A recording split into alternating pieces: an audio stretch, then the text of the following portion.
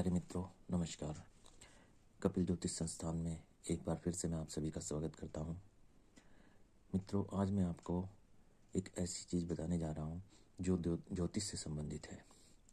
इसकी जानकारी यदि किसी भी व्यक्ति को है या थोड़ा सा भी वो इसको सुनकर पढ़कर समझ लेता है तो वो अपनी कुंडली में भी इसका हल देख सकता है। आज मैं आपको ग्रहों की दृष्टि के बारे में बताने जा रहा हूँ, जो कि लाल किताब पर आधारित है। लाल किताब के अनुसार किस ग्रह की कौन सी दृष्टि होती है और कौन सा ग्रह किस दृष्टि से किस घर को देखता है, यह सब आप भी बड़ी आसानी से इसको वीडियो को देखने के बाद समझ सकते हैं। और इस दृष्टि के आधार पर ही यदि दुश्मन ग्रह किसी भी दुश्मन को देख रहा है तो उसकी दृष्टि का परिणाम खराब ही होगा, और यदि मित्र ग्रह मित्र की दृष्टि से देख रहा है तो उसका परिणाम अच्छा ही होगा। तात्पर्य यह है कि यदि कोई भी अच्छा ग्रह की दृष्टि, जैसे बृहस्पति की दृष्टि, तो सब ग्रह के लिए अच्छी ही होती है। जहाँ भी जाती है वहाँ उस घर का परिणाम अच्छा ही करती है। लेकिन और कोई भी ग्रह, मान लीजिए यदि शुभ ग्रह है और उसकी दृष्टि किसी भी ग्रह पर पड़ रही हो तो वह अच्छा ही परिणाम देगा, और अशुभ ग्रह की दृष्टि जहाँ जहाँ पड़ेगी उस घर से संबंधित रोग, बीमारी और दो जीवन में आने वाली दुख तकलीफ, इनसे संबंधित गंभीर परिणाम देगा। तो आइए मित्रों, आपको ग्रहों की दृष्टि के बारे में जानकारी दे देता हूँ। जो चैनल पर नए हों वह लाइक और सब्सक्राइब जरूर करें। आज का यह चैप्टर बहुत खास होने जा रहा है और इसको ध्यान से सुनना और समझना बहुत ज़रूरी है। लाल किताब के अनुसार बृहस्पति देव के पास 3 दृष्टि होती हैं, 5वीं, 7वीं और 9वीं। अर्थात बृहस्पति जहाँ भी बैठे हों उस घर से 5वें स्थान को, 7वें स्थान को और 9वें स्थान को देखते हैं या उस पर दृष्टि डालते हैं। सूर्य देव की 7वीं दृष्टि मानी जाती है, चंद्रमा की 7वीं दृष्टि मानी जाती है, शुक्र की भी 7वीं दृष्टि मानी जाती है। मंगल देव के पास 3 दृष्टियां हैं, चौथी, 7वीं और 8वीं। अर्थात मंगल जहाँ भी बैठता है वहाँ से अपने से चौथे घर को देखता है, 7वें घर को देखता है और 8वें घर को देखता है। इसी प्रकार बुध की भी 3 दृष्टियां हैं, चौथी, 7वीं और 8वीं। शनिदेव के पास 4 दृष्टियां हैं। शनिदेव के पास 4 दृष्टियां हैं, तीसरी, 7वीं, 8वीं और 10वीं। शनिदेव जिस भी घर में बैठेंगे वहां से बैठकर तीसरे घर को देखेंगे, 7वें घर को देखेंगे, 8वें घर को देखेंगे और 10वें घर को भी देखेंगे। अर्थात देखने का मतलब यह है उन पर दृष्टि डालेंगे। इसका मेन तात्पर्य मैं आप सभी को बता दूं, यदि शनि कुंडली में अच्छा बैठा हुआ है और जब वह यह दृष्टि डाल रहा है दूसरे घरों पर, तीसरे, 7वें, 8वें और 10वें पर, अगर शनिदेव शुभ हैं तो परिणाम अच्छा होगा, और यदि शनिदेव अशुभ हैं तो वह परिणाम गलत डालेंगे, या अपने से मित्र ग्रह पर दृष्टि डालेंगे तो फायदा पहुंचाएंगे और शत्रु ग्रह पर दृष्टि डालेंगे तो नुकसान पहुंचाएंगे। राहु देव के पास भी 3 दृष्टियां हैं, 5वीं दृष्टि, 7वीं दृष्टि और 9वीं दृष्टि। राहु भी जहां बैठते हैं वहां से 5वें घर को, 7वें घर को और 9वें घर को देखते हैं। इसी प्रकार केतु के पास भी 3 दृष्टियां हैं, 5वीं दृष्टि, 7वीं दृष्टि और 9वीं दृष्टि। जहां भी बैठेंगे 5वें को, 7वें को और 9वें को देखेंगे। अब यह दृष्टियां कैसे काम करती हैं? लाल किताब के अनुसार कुछ ग्रह की दृष्टियां जो घर बैठते हैं 1 से 6 तक के लिए, उनका विधान अलग है और 7 से 12 तक का विधान अलग है। इसमें कुछ दृष्टियां 25% दृष्टि से देखते हैं और कुछ 50% वाली दृष्टि के घर होते हैं और कुछ 100% वाली दृष्टि के घर होते हैं। आइए आपको इसके बारे में भी बता देता हूं। दूसरे घर में बैठा हुआ ग्रह अर्थात दूसरा घर 25% दृष्टि से देखता है छठे घर को। दूसरे घर में जो भी ग्रह बैठा हुआ है वह 25% दृष्टि से छठे घर को देखेगा, नजर डालेगा, उस पर दृष्टि डालेगा। दूसरे में जो ग्रह बैठा है, छठे में जो ग्रह बैठा है, उस पर जो दृष्टि जाएगी उसकी 25% के हिसाब से जाएगी।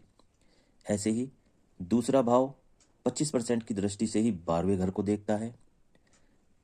छठा घर 25% की दृष्टि से 12वें घर को देखता है और 12वां घर 25% की दृष्टि से 8वें घर को देखता है। ये 25% की दृष्टि हुई। अब 50% की दृष्टि वाले घर की व्याख्या कर लेते हैं। तीसरे घर या तीसरे भाव में जो भी ग्रह बैठा है वह 50% की दृष्टि से 9वें और 11वें घर को देखता है। तीसरा घर 9वें और 11वें घर को 50% की दृष्टि से देखता है। पांचवा भाव 50% की दृष्टि से 9वें और 11वें भाव को ही देखता है। इसी प्रकार पांचवा भाव 50% की दृष्टि से 9वें में बैठे हुए ग्रह और 11वें में बैठे हुए ग्रह को देखता है। अब 100% की दृष्टि कुछ घरों की होती है जो मैं आपको बताने जा रहा हूँ। यह 100% दृष्टि डालते हैं, इसका असर भी 100% ही होता है। अच्छा है तो संपूर्ण अच्छा ही होगा और बुरा है तो बुरा ही होगा। पहला भाव 100% दृष्टि से 7वें घर को देखता है। पहले घर में जो भी ग्रह बैठेगा वह पूरी 100% दृष्टि से 7वें घर में बैठे हुए ग्रह को देखेगा। चौथा घर, चौथे में बैठा हुआ ग्रह 100% की दृष्टि से 10वें में बैठे हुए घर को देखता है। इसी प्रकार 8वां भाव उल्टी दृष्टि से 100% से दूसरे भाव को देखता है। 8वें घर में जो भी ग्रह बैठा है वह अपनी उल्टी दृष्टि से दूसरे घर में बैठे हुए ग्रह को देखता है 100% के अनुसार। ये लाल किताब की दृष्टियां हैं, किसी और की नहीं है। इसलिए मित्रों कंफ्यूज मत होना। लाल किताब की दृष्टि के अनुसार अपने ग्रहों को देखिए, उनकी दृष्टियों को देखिए और उसके अनुसार ही अपना परिणाम जजमेंट लगाइए। मैंने फिर आपको बताया कि शुभ ग्रह की दृष्टि और मित्र ग्रह की दृष्टि शुभ ही होती है। यानी कि कोई भी अच्छा ग्रह या कोई भी बुरा ग्रह जहाँ भी बैठा है, जब वह दूसरे स्थान पर दृष्टि डालेगा, अगर उस स्थान पर बैठा हुआ ग्रह उसका मित्र होगा तो वह उसको फायदा पहुंचाएगा। अगर उस स्थान पर बैठा हुआ ग्रह जिस पर वह दृष्टि डाल रहा है शत्रु होगा तो वह उसको नुकसान पहुंचाएगा। तो आशा है मित्रों मेरे द्वारा दी गई जानकारी आपको अच्छी लगी होगी। तो मैं बीच बीच में ज्योतिष की जानकारी भी देता रहता हूँ योगों के साथ साथ। और देखो मित्रों, वैसे तो मैंने अपनी पहले की वीडियो में शुभ अशुभ खराब अच्छे ग्रह के होने के लक्षण सब बता रखे हैं। यदि आप लोग उनको देखते हैं तो आप देखकर अपनी कुंडली भी देख सकते हैं, उससे समझ सकते हैं कि कौन सा ग्रह आपका शुभ बैठा हुआ है, कौन सा अशुभ बैठा हुआ है। उसी प्रकार से वह दृष्टि के काम भी करेंगे। यदि किसी भाई को शुभ और अशुभ की जानकारी में कोई प्रॉब्लम है तो मुझे अपनी डेट ऑफ बर्थ, टाइम लिखकर और जन्म स्थान लिखकर भेज सकता है। मैं उसको उसके शुभ ग्रह और अशुभ ग्रह सब बता दूंगा। और जैसे कि एक छोटा सा मैं फिर से बता दे रहा हूँ, चंद्रमा, चंद्रमा कैसे शुभ होता है और कैसे अशुभ होता है। यदि चंद्रमा हमारा इतना इम्पोर्टेंट ग्रह है कि माता, भूमि, भवन, प्रॉपर्टी इन सब का मालिक चंद्रमा होता है। रुपया, पैसा, माता के सुख, इन सब का सुख, जमीन जायदाद से रिलेटेड इन सब का सुख चंद्रमा ही होता है। और माँ, मौसी, मामा इन सब का भी सुख चंद्रमा से ही मिलता है।